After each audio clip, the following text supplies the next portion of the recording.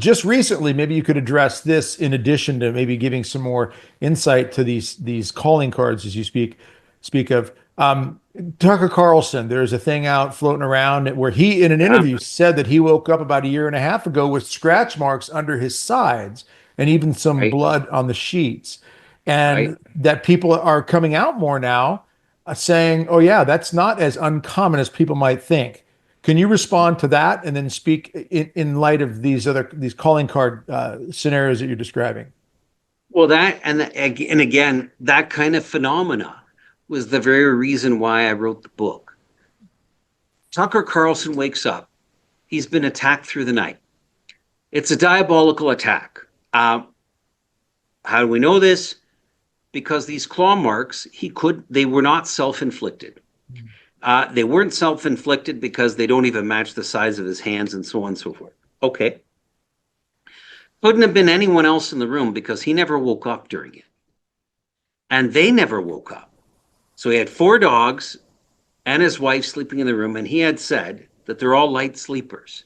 So if someone else was in the room or one of them moved, there would have been a reaction by the others. Okay. Now, how do you make sense of this? So what he described is a vexation, which is level 2 of a demonic attack.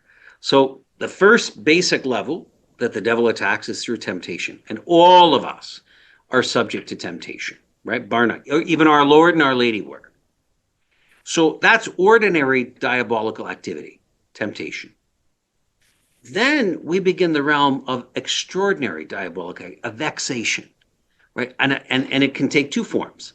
A physical form, a blow, a scratch, like a claw mark, or a coffee cup goes zinging past your face in the room, or it doesn't have to be even quite as dramatic as that, but a couple of paintings fall in your house.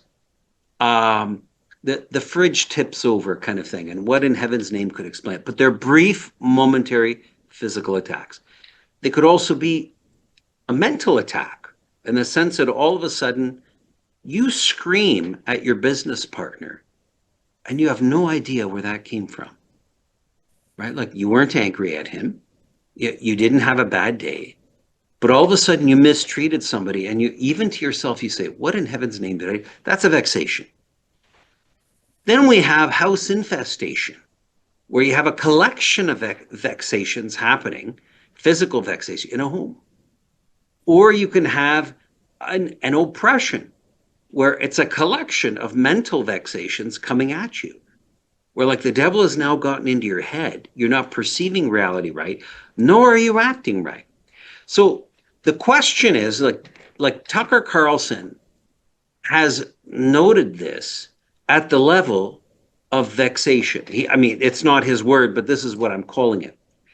And he had the courage and the bravery to go into national news and say this. Like, I mean, this became a worldwide issue.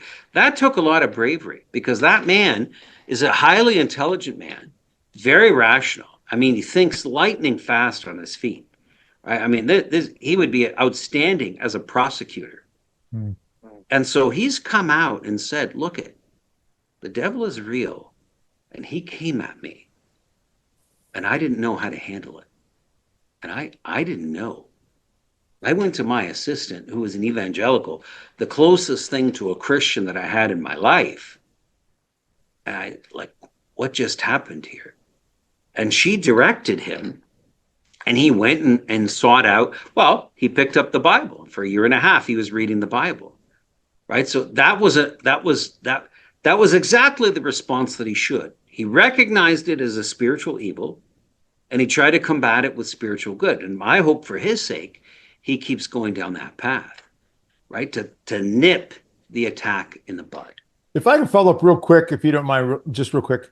Um, when something like that happens to somebody or in a home, pictures fall off a wall or a cup flies by, these types of things, does this necessarily mean that the person is dabbling with anything? Or is this just are they trying to open a portal? Or is this just the diabolical just trying to mess with them for some unknown reason?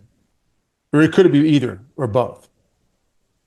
It could be either or both. Okay. And so the question that one ought to ask is there anything I'm doing that could bring this about? Mm. Is there anyone in my house that could be bringing this about? Is there anything in my family line that could bring this about? But the question is, do I have enough of God in my life Mm. to prevent this from going any further? Because if not, I better get God in my life real fast. Am I in the state of grace?